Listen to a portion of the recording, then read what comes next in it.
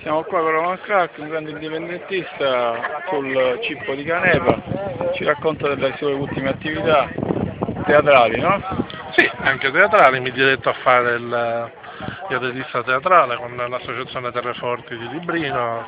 Ultimamente l'ultima cosa che ho proposto è stato un testo di García Lorca che in prima mondiale è stato proposto in lingua siciliana.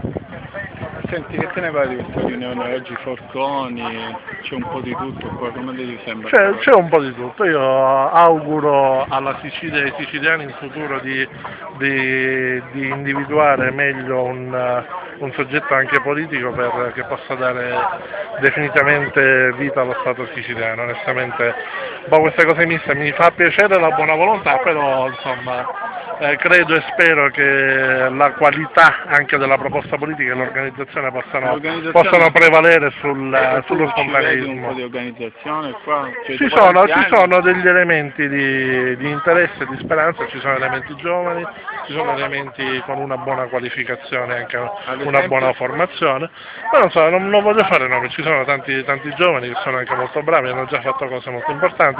Un nome lo faccio un nome di Pippo Coniglione, che da candidato indipendente è diventato consigliere comunale a Vizzini in maniera assolutamente pulita alla luce del sole.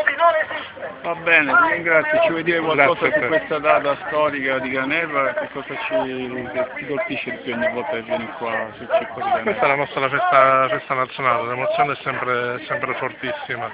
Io spero di rivedere grandi folle qui in tempo assolutamente breve, perché è qui che può nascere, o meglio risvegliarsi, la nostra coscienza nazionale. Va bene, grazie. Grazie a te.